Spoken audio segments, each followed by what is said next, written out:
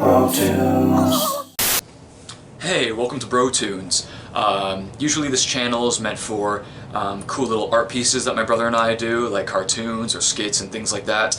But every now and then I like to post any video that I just feel like doing. And I told myself that I would do this, and so I guess I'm gonna do it. Now I know some people might be like, oh, why are you beating a dead horse? Because this movie's been, you know, a topic of discussion for a long time, and I'm definitely late on this, but Star Wars is in the air again, and I grew up on the Star Wars movies, yes, movies, and, you know, why not talk about it? Because we're getting a new movie soon, and Star Wars is in the air, so I thought I'd go for it and talk about it. This is unscripted, and probably not going to have a lot of editing, so, I mean, I'm going to try my best here and just say my thoughts. Now, Star Wars The Last Jedi, a pretty controversial movie for the Star Wars fans. I don't aggressively hate this movie like a lot of other people out there, but I did have some of my issues with it. I thought they made some pretty interesting choices. Now, I do value that they did try to take risks. I don't mind that at all, but just some of the decisions they made, I was a little like, Okay, so where do I even begin? I do think these new Star Wars movies did a poor job at establishing the new universe.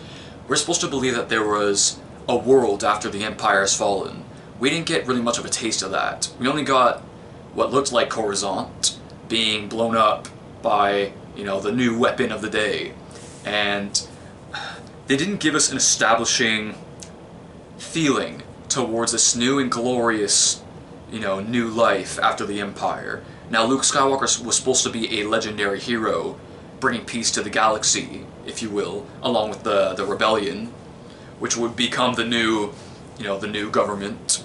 And they didn't really give us a taste of that. So right off the bat, you know, the stakes aren't all that clear. Like you're just been given this hope that you're just supposed to know. And in school, I did animation digital arts, and we would learn about a principle that they would always tell us is show, don't tell. But they didn't show us much, you know what I mean? So you're kind of just expected to know, which I thought that was poor visual telling, if you will. Now, The Force Awakens, I didn't think was bad. I think it was okay. The point of the movie was to establish a new universe. It did rip off A New Hope a little bit, but I was a little understanding about that because the prequels were hated so much. Someone's messaging me. The prequels were hated so much, so I kind of got it. But even the way this movie starts just does not feel right. Okay, so the last movie ended up, you know, in a bit of a dead end. We got Finn, who got a giant lightsaber slash up the back, and he just falls into a coma. We get Rey, who defeats Kylo Ren in a lightsaber battle. Now, in The Force Awakens, I was forgiving of that, because we're led to believe that she is, that the Force is calling her. There's something special about her, but in these new movies, still, we don't have any answers. And I feel like it's a little weird, because we were left with no answers, and now we're just left with more no answers. And I'm fine with more questions, but we need something, you know what I mean? Like, it feels like our adventure isn't leading anywhere, and it's just so not satisfying, and this is why people call her a Mary Sue. I defended her in the first film, but now in this film, the Mary Sue argument is hard to defend, because, again, she's all-powerful. She takes out all these Imperial guards, if you will, or the Snoke's guards. She takes them out, like, basically, I'm gonna say no problem, because she just, you know, swings around a lightsaber and she defeats them. And, you know, she already seems strong enough in the Force.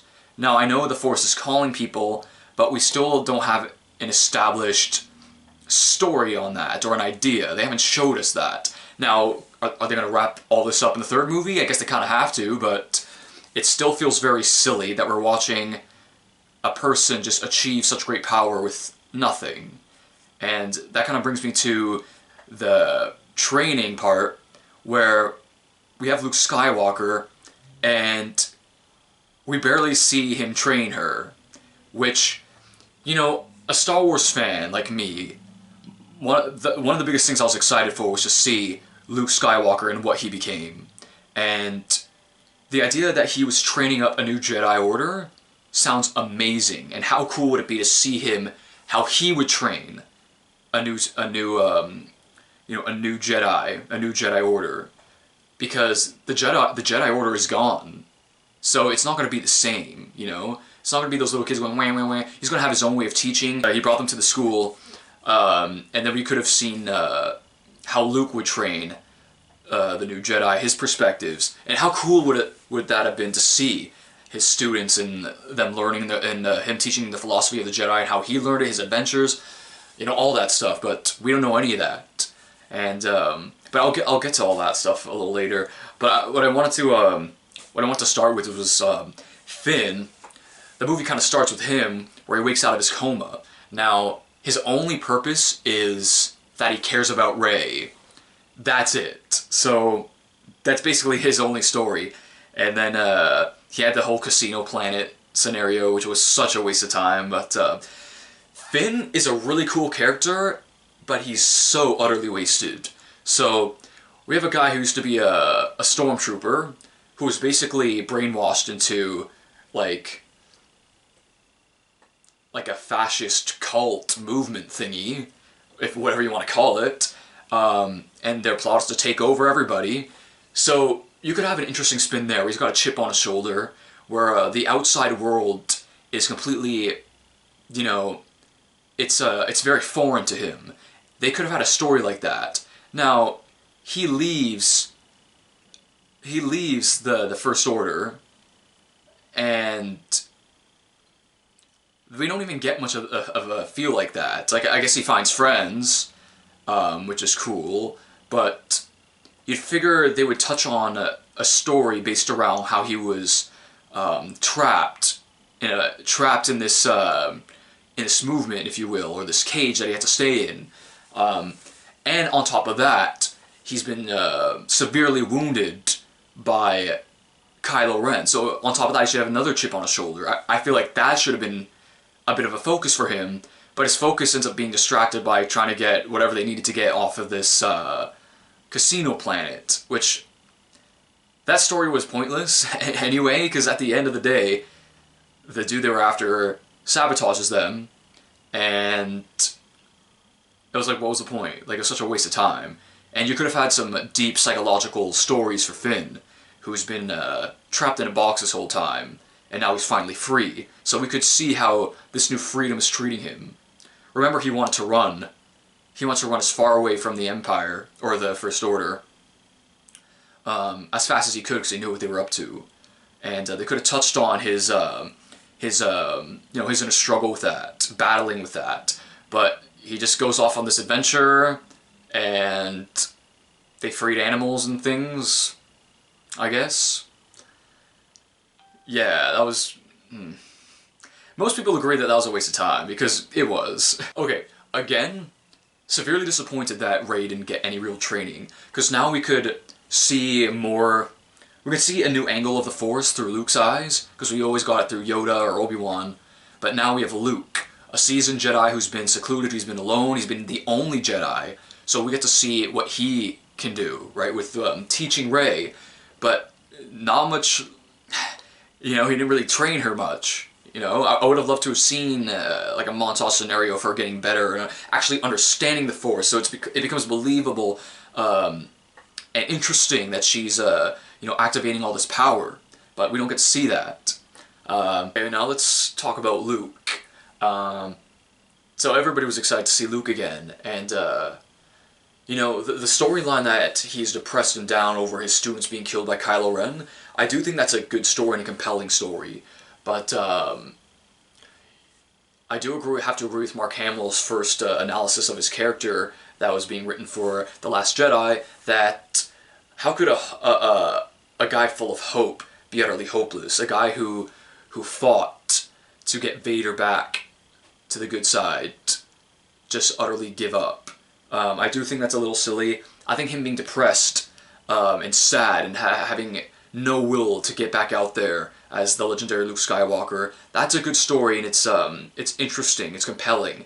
But the idea that he's like he's just gonna give up, it is a little hard, because this guy lost everything due to the Empire and Darth Vader leading them, but then that didn't stop him from having hope and fighting for what he needed to do.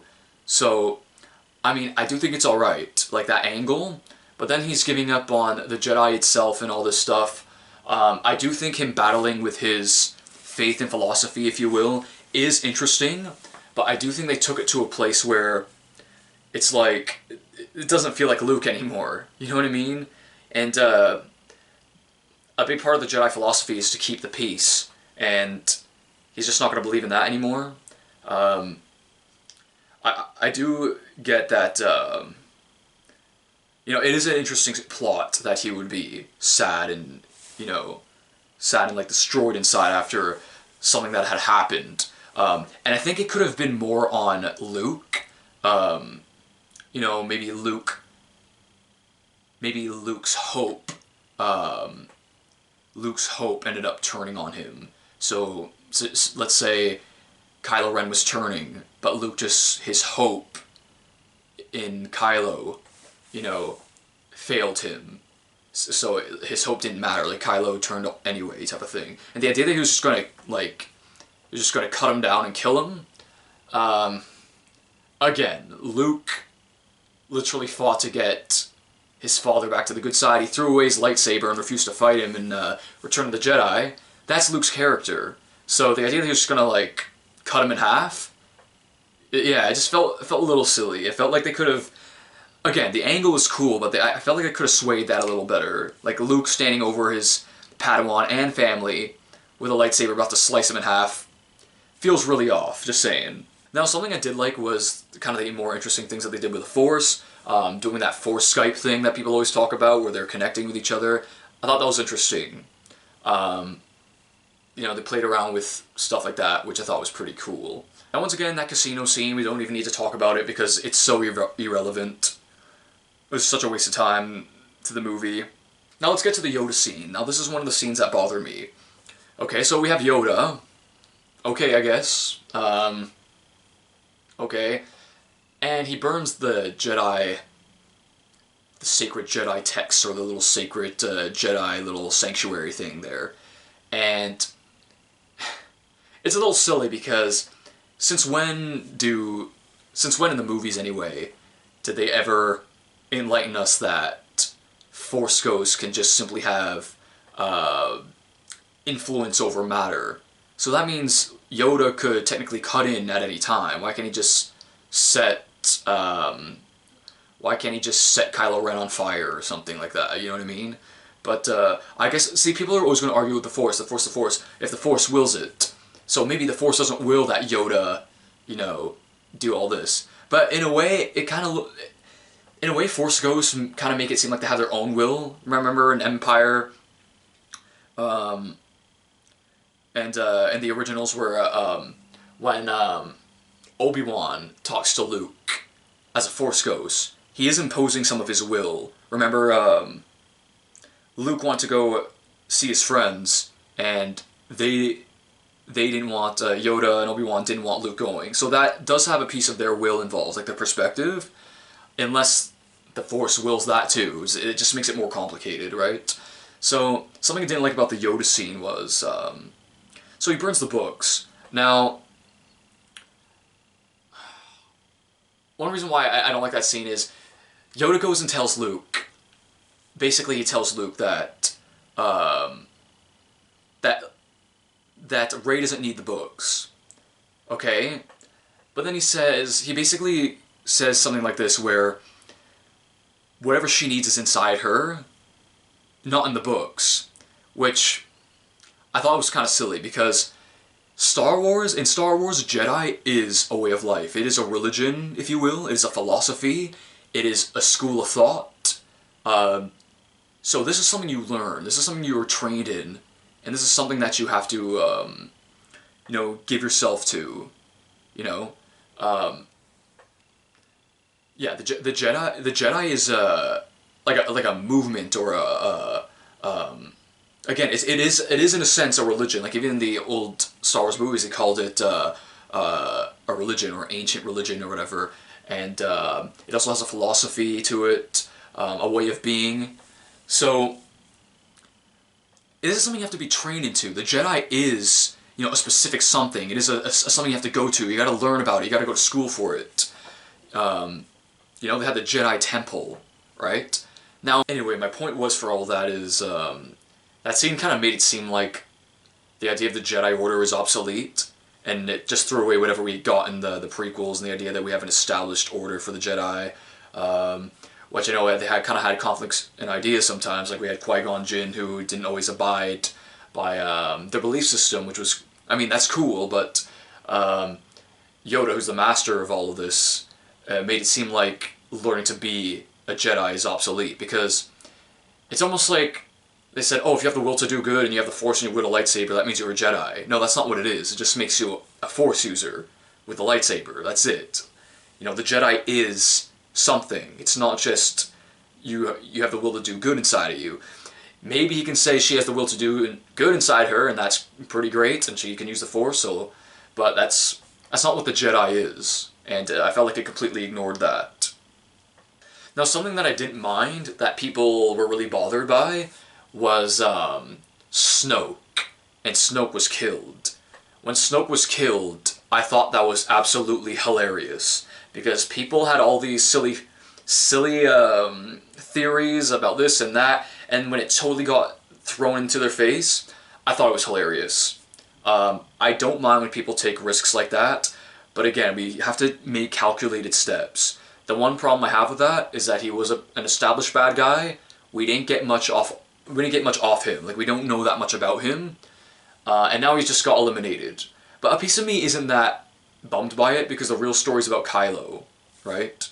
And you know, it's he has the dark side in him, and he wants it all. That's what he wants, and that's what many people on the dark side want, is they want power. And if he can eliminate the power over him, now he's on top. And that's usually how the dark side works. So, well, I wasn't that bothered by that. I thought it was pretty funny, actually. But would it have been a better idea to keep him around? Maybe, probably, I guess. But I don't know. Something I'm happy is that he wasn't Darth Plagueis the Wise. People wanted him to be Darth Plagueis the Wise. Let's not bring back any prequel stuff, okay? Let's just run away from that. And now in this next movie, it sounds like we're getting Emperor Palpatine again. I thought, which was a little bit, I don't know about that. That freaks me out a little bit. Because, you know, that was a conclusion in the originals. Darth Vader finally took out the ultimate evil and turned his ways, right? And if he comes back full on, then what was the point of all that? The conclusion never really mattered. And that's something that bothers me about these new, the new trilogy, is that they're really making it like, no, no, no, this is the end, this is the end. But the originals was its own end in its own right. So why is it that we can't have new stories connected to the universe and it having its own end with an entire end? Because let's get real, guys. The Empire died. The Empire is over. The First Order is not the Empire, although it's a lot like it. It's not the same thing. So that's a story that ended. But if they bring the Emperor back, then I guess it didn't. And I think that sucks, because I feel like it's a little bit a kick in the face, a kick in the face to the originals, which we got a beautiful conclusion to Darth Vader's story. But if we just keep on going on, then it didn't. You know, the climax was not as great, because we're just walking on. We're just continuing to know that his turn to good didn't fully eliminate what needed to happen. So, but what they're probably going to do is that, oh, this lineage continues on to Rey. It's like, okay, man. It just freaks me out a little bit, you know? And of course, the Princess Leia scene was... it was just embarrassing to watch. I couldn't believe it. My buddy and I were in the theater, and we just looked at each other like, did I just see that? Because it was just, what the heck was that? Now, I've always fantasized Princess Leia using her, or General Leia now, using her Force powers, because they always hinted at it, but not like this. This was some wacky stuff. See, I've always pictured that maybe she gets captured, right? And, you know, stormtroopers are surrounding her, and she has nowhere to go, and then she pulls like a Force move on them, like she'll use the Force to get a gun from one of the stormtroopers and then just starts firing away and like eliminating all of them. Or she used the Force to grab a lightsaber that was across the room that nobody knew about or something weird like that, and then, well, it turns out she can fight too. You know, something cool like that. But then we got this Mary Poppins floating in space thing, and it was very off-putting. Like,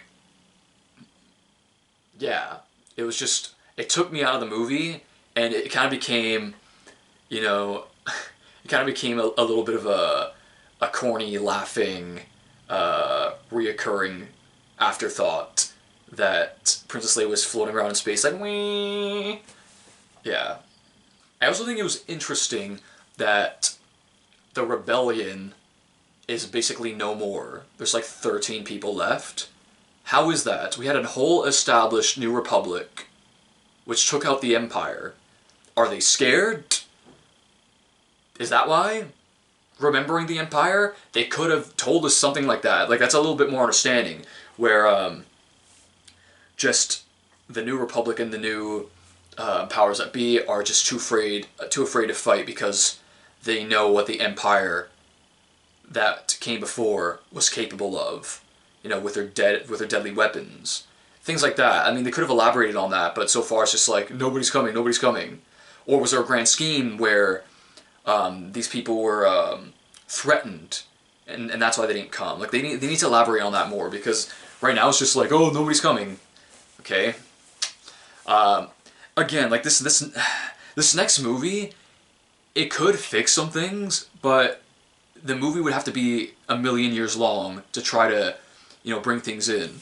There was no Knights of Ren in this movie, which that's not really a big problem, but it would have been cool to see that. This next movie has to have them. They already introduced them, so we're gonna need something. Now that Snoke is gone, Kylo Ren is the leader of the scene, and he could be going back to lead his troops, if you will, or his little gang. So it'd be cool to see that. I think we have to see that. If they drop that, that's just really weird. Why introduce these characters? Unless they're going to bank on it for books and things like that. I don't read the books. Star Wars is a set of movies, and that's what I fell in love with, was the Star Wars movies. And then we have the storyline where they're in a constant chase, they're running out of fuel. It was kind of weird that they're kind of just sitting ducks throughout a lot of the movie. I did think the visuals was really cool when the purple-haired lady drove her the little ship right through the mothership. That's pretty cool. But people do have an interesting argument saying, why couldn't they have just done that with the Death Star and all these other ships? Just run through it and hit what you need to hit to blow it up. It is an interesting point. Who knows? I don't know. Maybe force field, I don't know, or science, it just won't do it or something. But I did find that interesting, where she suicided herself to do that. Interesting visuals. That purple-haired lady wasn't a strong character either. They're just kind of throwing characters in for the sake of it. I think we really need to focus on the characters and building a good story for them instead of just having loads of them. So, you know, that we get just like a nice large cast. It's, you know, we can't have too much of a mess of this. Now, like a big argument for the Phantom Menace, the Star Wars Episode 1, was that we didn't have a main character.